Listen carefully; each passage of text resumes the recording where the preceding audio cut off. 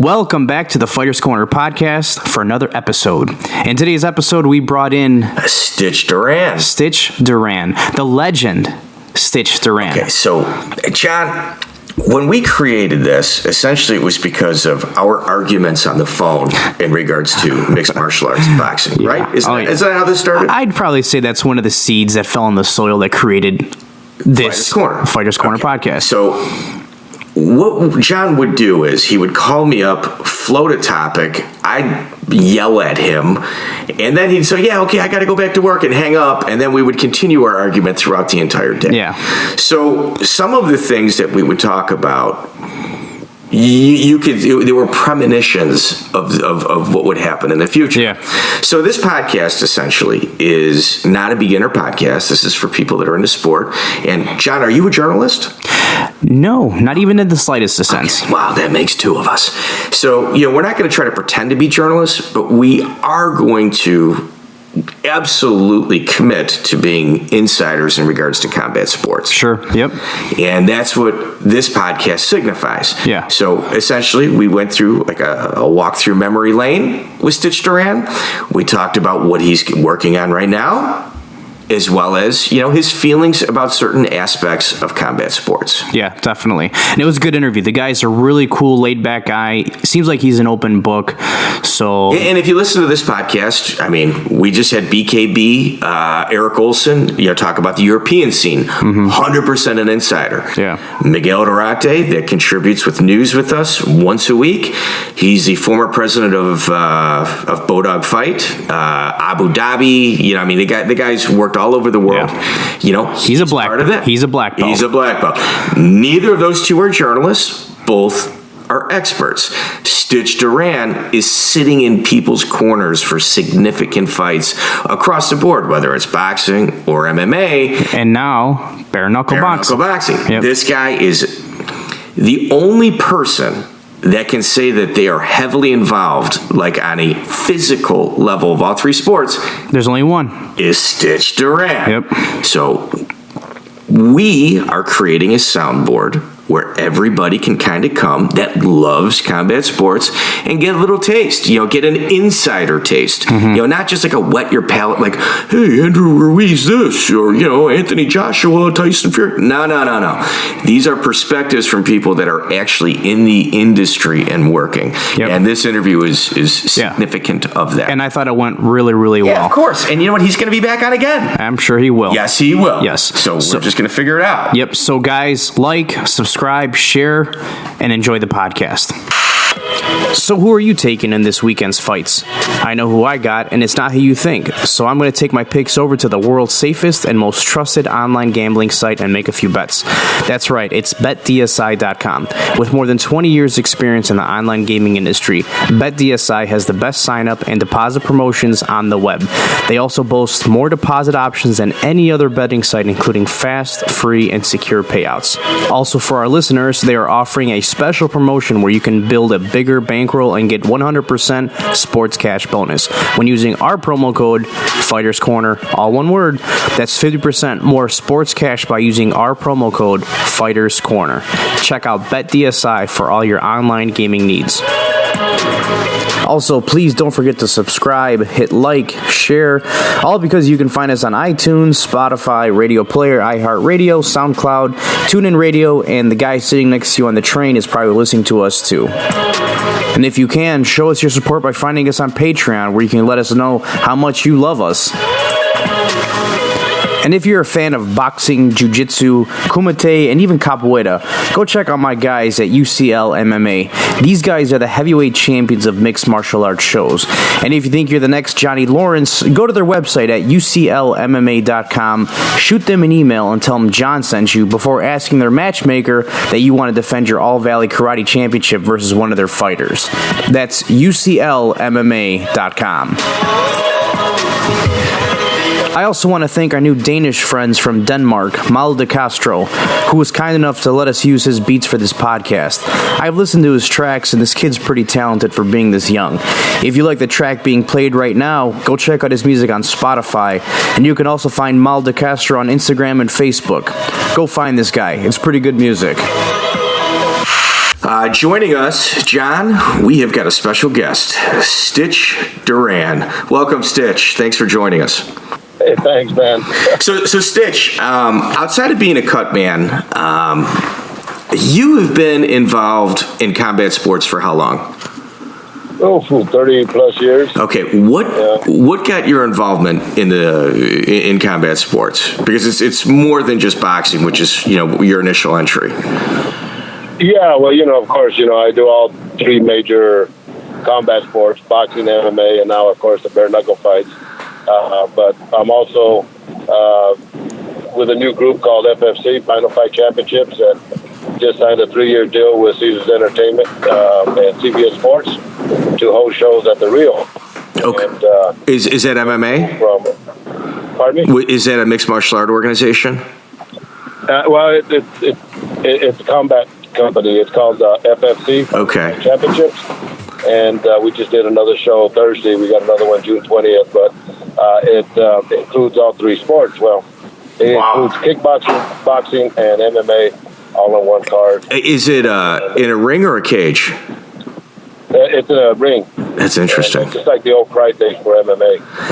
I was actually kind of a fan of that. I think it was tilted against the wrestler because they couldn't use the the walls, the cage. But I actually like the ring format. All right, me too. Going to Pride all the time and working with Josh Barnett up there, it became a different technique that these fighters have to adapt to. So that's the new organization I'm with. I have to be with them exclusive for MMA, but I can still do boxing and of course the bare knuckle fights. Okay, so what got you involved with boxing? Well, I started off in kickboxing. 1974 when I was in the Air Force. They stationed me in a place called Thailand. I didn't know what the hell Thailand was, and saw my first Muay Thai fight. And for that whole year, I trained in the martial arts, and then I got into boxing when I moved back to Oakland, and just to improve my hands. And I opened up my own school of kickboxing, and that kind of got me to this level right here where I'm at. Because I trained fighters, I managed them, I promoted some fights, and but being a cut man kind of floated to the top. Yeah, how does that happen? Yeah, so like 23 years ago, I moved my family from Northern California to Las Vegas to do what I do. I would say if you're an actor, you go to Hollywood. If you're in the boxing game, you come to Las Vegas. Okay, so but how, as a cut man, were you able to kind of separate yourself? And you really rose to the top. Like, you've been involved in some monster fights. How does that happen? But think about it. Like, the career path of a fighter is pretty easy to figure out. The career path of somebody that's behind a microphone is pretty easy to figure out. A cut man? Like, I don't know how you separated yourself in such a way. And not only that, you've influenced a lot of major fights. Like when Andre Ward fought Kovalov, was it the first fight or the second fight where you literally kind of stopped what was happening in the corner, exposed some advice, and it changed the course of the fight? Yeah, well, with Andre Ward and Kovalov, actually it was before the fight. Okay. This was the second fight. And normally when I wrap Andre Ward's hands, that's the first time I've ever done it for Andre Ward. But as I'm in the dressing room with Kovalov, I see right off the bat that him and John David Jackson are having issues with the hand wraps, and John David Jackson is wrapping his hands, and Kovalov is trying to adjust them, and finally he starts pulling the gauze off and starts re-wrapping his own hands, so I look at that as a negative. And then Tony Weeks comes in, the referee, and starts giving his instructions, and then he asked Kovalov if he had any questions, and he made something to the mention that be careful with Andre because he uses his shoulder and kind of in the ribs when he used the shoulder, and so I looked at that as strike number 2, and then they were having problems putting on their gloves. The wraps just weren't sufficient; they were too big. So in a championship fight, they always have a second pair of gloves. So unfortunately, the second pair of gloves were at ringside.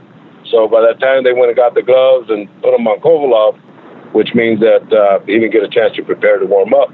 So what do? I go back into our dressing room and I snitch on Kovalov on the three things that I observed, and I mentioned that to Andre Ward and Virgil Hunter, and going into that game, we knew that he was already in advantage. So those are some of the things you look at as a cut man more than just wrapping hands and working cuts. Oh, absolutely. And that's huge. We're going to start fast. If a guy's cold, you start fast. Don't let him warm up. Like, that's an absolute 3-round game changer right there. Yeah. Like the first 3 rounds, I mean, you've got a distinct advantage. And, I mean, that's your job, as an observer. Wow. So Stitch, as a cut man, what do you usually charge for your services, if you don't mind us asking? Well, it all depends on the fighter. Obviously the higher profile fight, and there's negotiations that the fees get a little bit higher. But I'm I kind of work with the young guys. That's not where I make my money. Like Gabe Flores, he's actually fighting Saturday.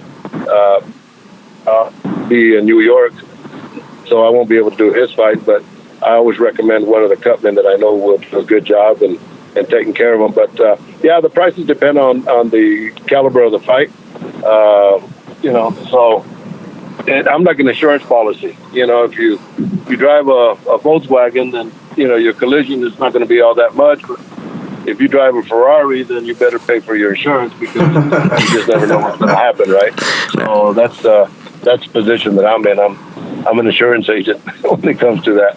And if they use me, then it's worth their weight in gold, and if not, then it's the price you paid for having a good cut man. So Stitch, when you get hired by an organization like the UFC, when you work for the UFC, or currently when you work for bare knuckle boxing, who picks what corner you work? That's a good question. But normally when I was with the UFC, I always kind of worked the red corner, which was usually, the house fighter or the house fighter that they brought in. So, I've always worked with them. But the question was asked, do you work both corners? And in MMA, they, it was a great program that Dana White actually put together, where they brought in professional cutmen because it was such a new game. But there's been many, many times where I've wrapped both fighters' hands, and I just happen to be in one of the fighters' corners. And like Vitor Belfort says, when I see Stitch walking into the dressing room, whether he's working my corner or not, he brings that calming effect.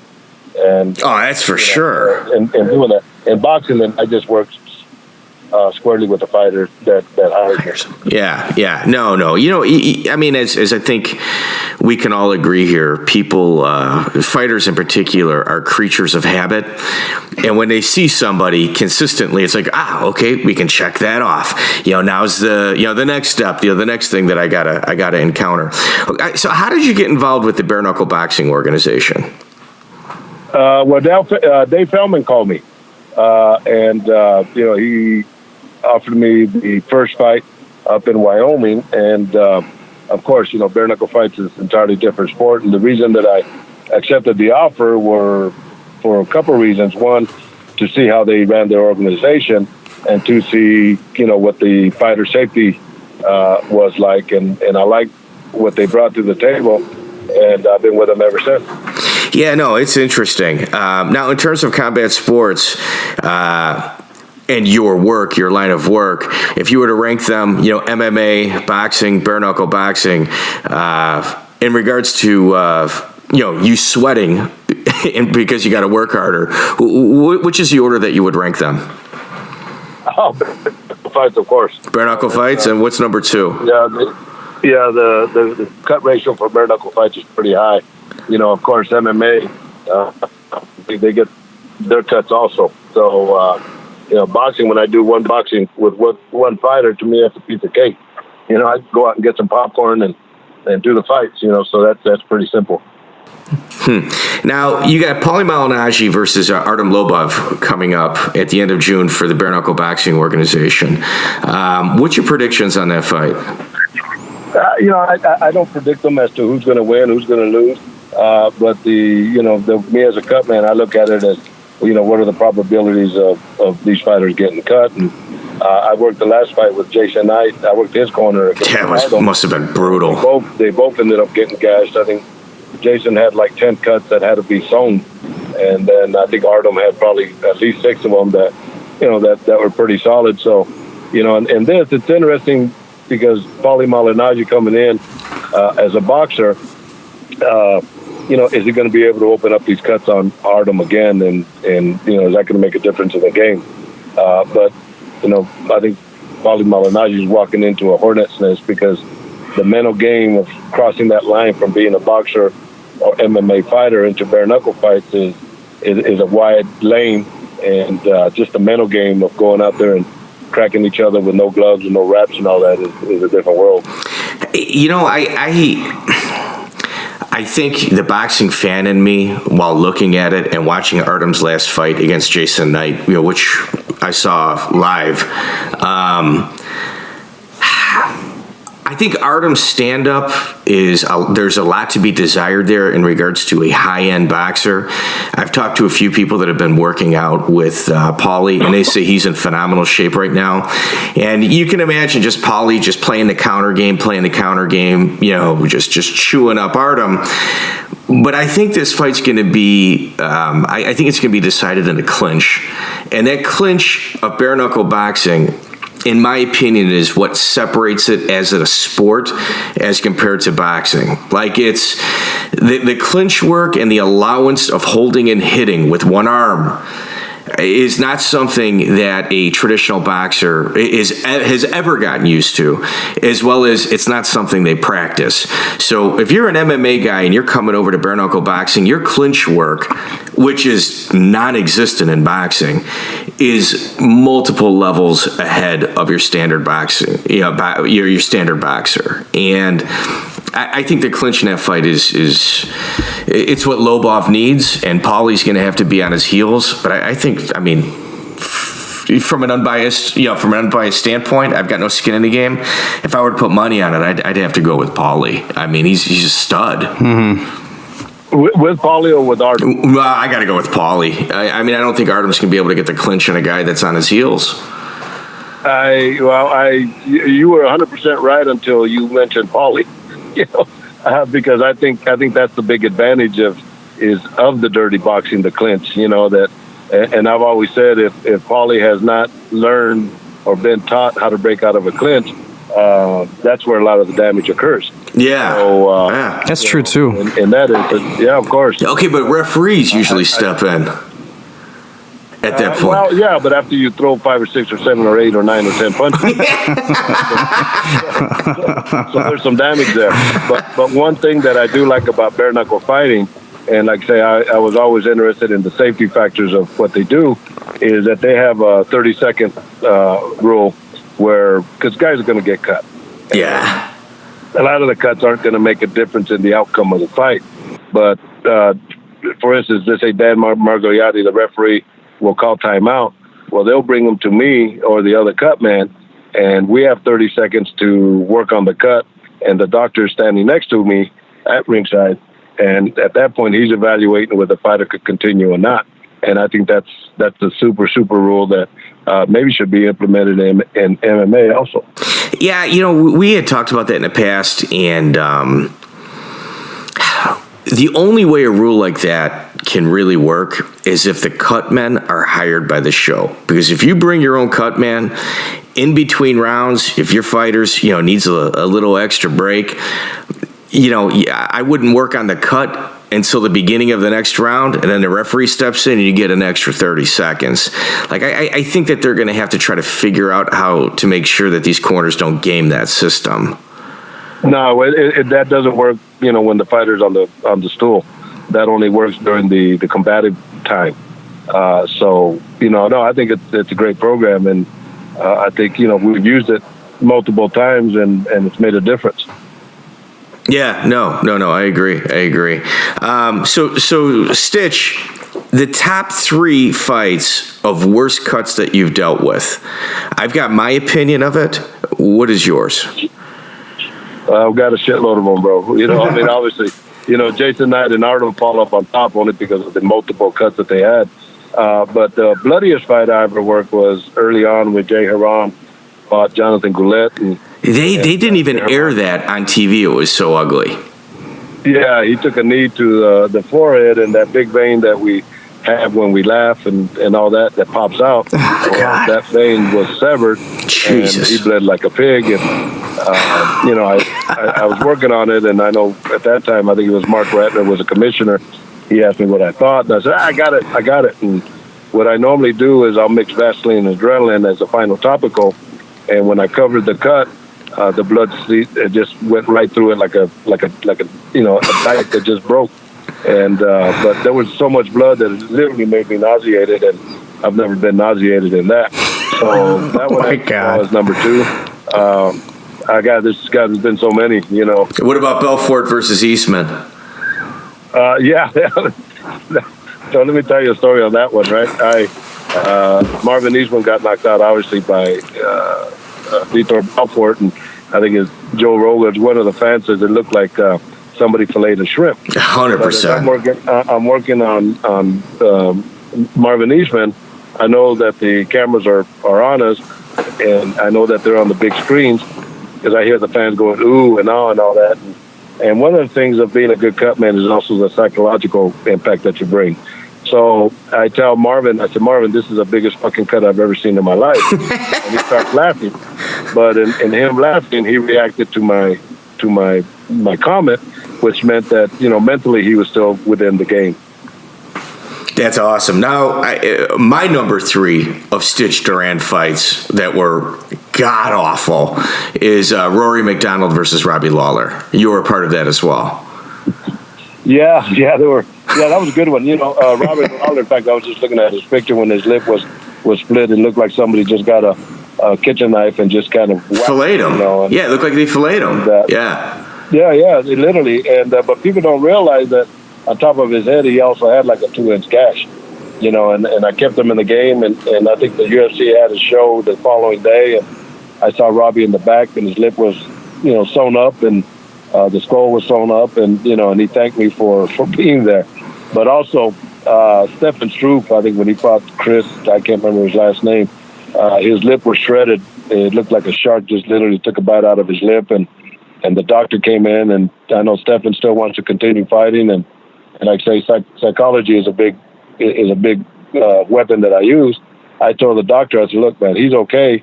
If you have a plastic surgeon, he's okay, And it was funny because the guys in the truck for the production, I heard that on the air, and they all started laughing. But lo and behold, Stefan Struve went out there and won the fight. Well, I mean, if you really think about it, it's one thing like on a local level to where, hey man, I'm just trying to get a couple dollars in my pocket, hopefully one day get to the next show, risking your body like what we're talking about, it doesn't add up. But when you're Robbie Lawler fighting Rory McDonald, and there's hundreds of thousands and a potential 7-figure payday on the line, you need somebody like an insurance policy, like you had described, at the beginning of the show. Like, if you got a Volkswagen Jetta, we'll figure it out. You got a Lamborghini, well, I'm there for you. And the psychological aspect is, that you've also mentioned is just paramount. Like if I'm walking to the ring and I know I got some issues with my skin and I got Stitch Duran walking behind me, I'm peacocking. Yeah. I know off the top of my head, there's a few fighters that fight with real thin skin, and BJ Penn seems like he's a guy that like at a paper cut is probably gonna bleed out sometimes. But one fight that I do remember off the top of my head, I'm not sure if Stitch was part of it or not, was BJ Penn versus Joe Stevenson like 10 years ago. Yeah, that one was ugly. That one was really, really ugly. I just remember the canvas after that fight was over, and it was just a bloodbath. Stitch, were you part of that, or do you remember that fight? I was at the O2 Arena in London, and I was working BJ Penn's corner. And then it was funny because after the fight, I'm talking to Joe Stevenson's coach, and he was telling me that in the dressing room, Joe was asking, where was Stitch at? Where was Stitch at? But I just happened to have been in the other corner. But that's that same vein that I was talking about with Jay Haran, that Joe Stevenson had severed. So he bled pretty well. Wow, yeah, that was a pretty real messy fight. That one was a good one, and then what about the classics that he's been involved in? Yeah, Arturo Gatti and Mickey Ward. Yeah, that's a cut man's dream, to work those type of fights. And I never had the opportunity, but God, I thought you were part of that.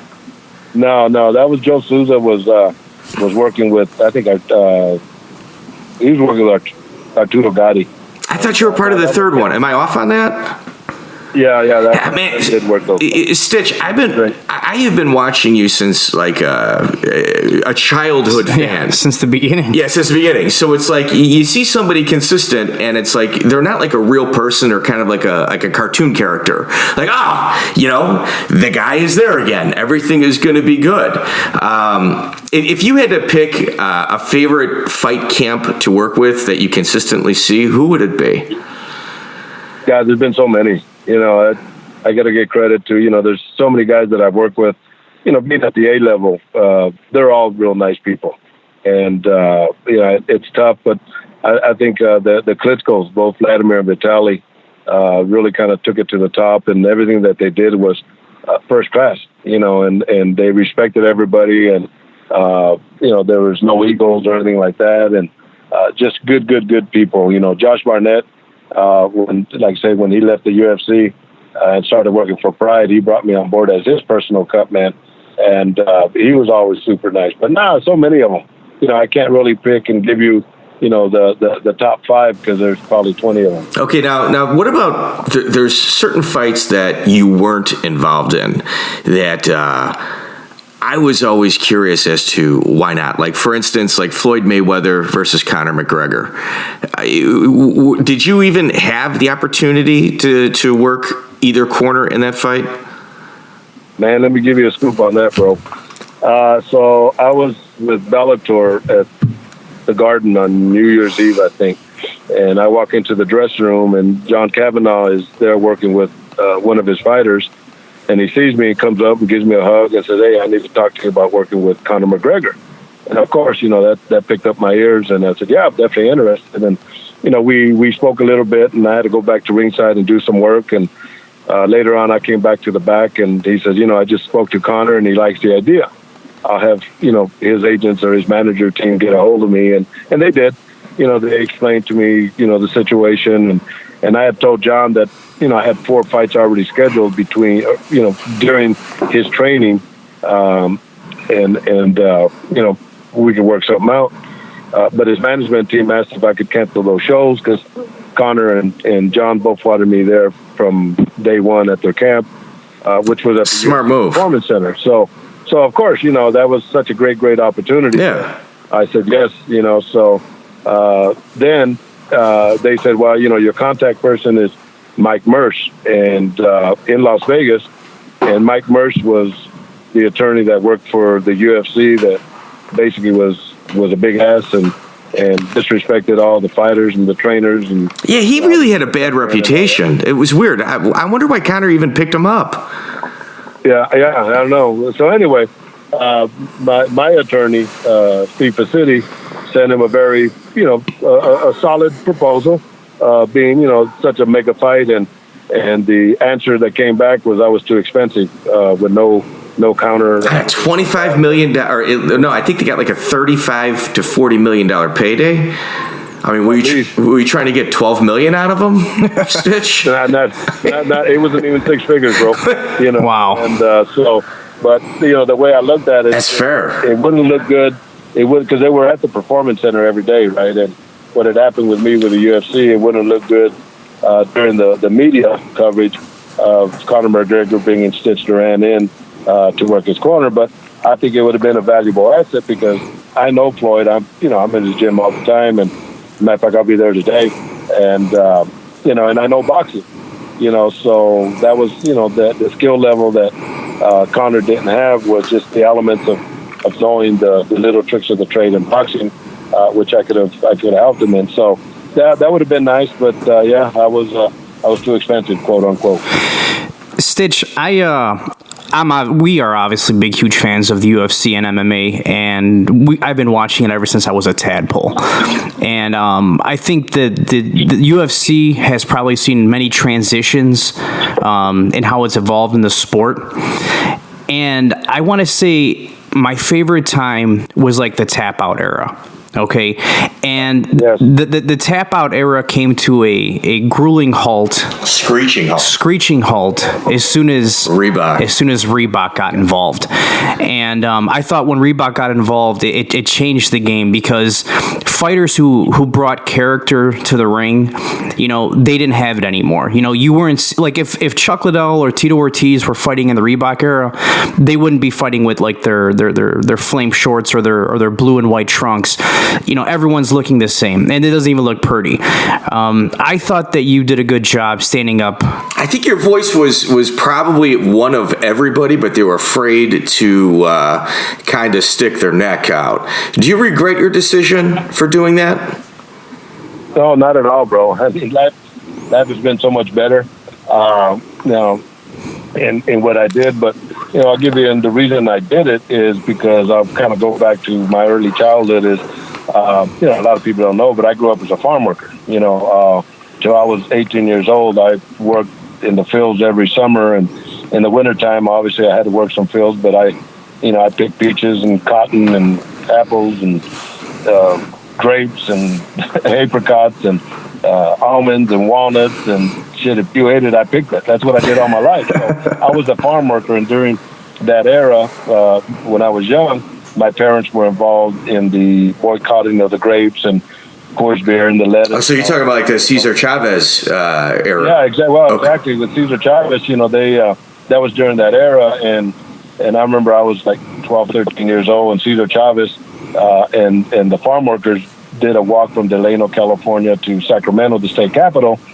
protesting about unfair practices in the fields. And my parents, of course, were involved in that. And, you know, they walked through our little town of Planada, which was like 1,500 people, all farm workers. And so in doing that, when that interview, when John Nash from Bloody Elbow, when he called me and asked if I would be interested in doing an interview regarding how the Reebok deal affected the Cutman, I kind of reminisced about how proud I was of my parents and even the community on how they all supported each other for unfair practices. So I figured, you know, if I don't man up now, you know, it would be a strike against my parents. You'd have regret. Mm-hmm. Absolutely. Yeah, of course. So the interview, and, you know, people don't realize that, you know, I'm more than just a cut man in the face of this, but I worked corporate America for 23 years. I worked for a Fortune 500 company, so I know the business aspect, and I know how to be politically correct, and I think I was politically correct. In fact, I know because I did like 57 interviews once they let me go, and many of the journalists have, you know, read the article 3-4 times and said, you said nothing wrong.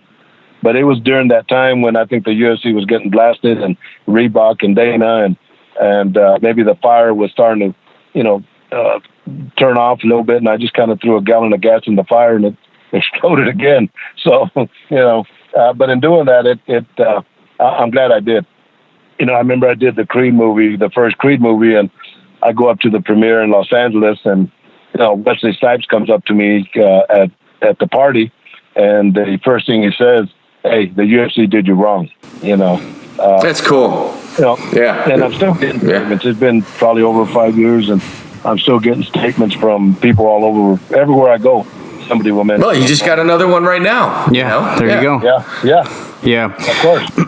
So, Stitch, what I know one thing that we're always seeing in topics now, in headlines almost weekly for the UFC and even MMA, is USADA. Yeah, their involvement in the sport. What's your opinion of that? Man, I have no opinion. Excuse me, I just chewed some gum. I stay away from that. I don't know anything about that, and I don't want to know anything about that. That's good. You know, my job is the fighters in the ring, and gets cut. My job is to take care of them. So I don't know, and I don't care. Stitch, before we let you go on, and we do appreciate your time. We really, really do. We appreciate every minute you've given us today, and it's been fun. But before we let you go, I got a couple more questions for you. One, has there ever been a day where you just regretted being a cut man? I mean, just like by the time the day was over, you're like, man, I should have stayed on the fields. My dry cleaning bill is making me go broke. Never. Really? I got the best job in the world, bro. I could let you guys, be the first media to know, but I'm on my way tomorrow to New York to work with Triple G. That's cool. I get these kind of assignments, and then the following week obviously is Fury week. So, I'll be going to the weigh-ins and the press conference, just kind of hanging out. But then the following week, I go to Japan to work with Kazuto Ioka in Tokyo for a world title, and I get back Thursday about 1:30 in the afternoon, and I have an FFC show that night. So I'll go straight to the Rio and do that show, and then I have a 1:00 red eye to Tampa, Florida to do bare-knuckle fights. So how can anybody bitch about the job that I have? That's good, man. That's good. Do you think there's ever going to be a resolve between you and the UFC? Do you think that we can see you guys back working together? Yeah, working with the UFC. Do you think or that bridge is burned? Yeah, it would have to be, it'd have to compensate me for, what I'm making now, and I'm doing a lot better than I was then, So, if the UFC was smart, if they wanted some positive reactions, bring back Stitch, would be a big thing. But nah, man, that water is literally under the bridge and is already dehydrated. Good. Yeah, I'd like to see Stitch ran back. I really, really would. Well, Stitch, thank you very much, man. We do appreciate your time again. And we will catch you on the flip side, man. Is there anything else, Mike? No, I'm good. Stitch, always a pleasure, brother. Plan on keeping in touch. All right, man. Well, I'm glad you guys got your shit together. well, let's use that loosely. We're going to use that term loosely. You can't pull no punches in this game. Yeah. Business, bro. I hear you. But you guys got a good show, and, anytime you want me on board, just give me a call. My man. Thanks, brother. Thanks, Stitch. Take care, man. Be good. All right, thanks. Goodbye. Well, that wraps up another interview. And, we try to give, quick little glimpses.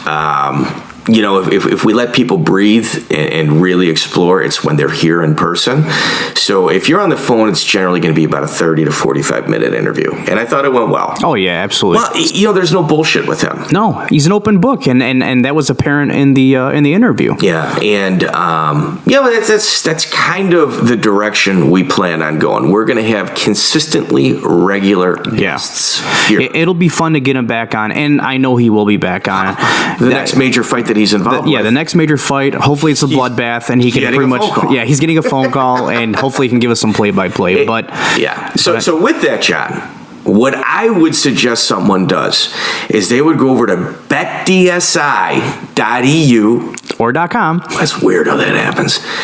And then I think there's a promo code. Fighters Corner, all one word. All one word? All one word. Look out. And they would go there and look at the parlay section to see if a bloodbath is going to happen and the odds of Stitch Duran working it. And if you can't find that, what you do is you go to the hockey, basketball, football, soccer section, and you look at other bets, and you place your wages. There you go. That's what I would do. betdsi.com or .eu, register for an account, put in promo code Fighters Corner, and what happens, John? You get 100% cash bonus. So if I put in $500, what happens? You get $1,000. No, you don't. Are you kidding me? Mm-mm. Whoa. That's what they tell me. So please do that, guys. Please, if you like this show, you like what you're hearing, please support us, and you like action, go to betdsi.com and for all your parlay needs. Yeah. Guys, thank you. Hit like, subscribe, and share.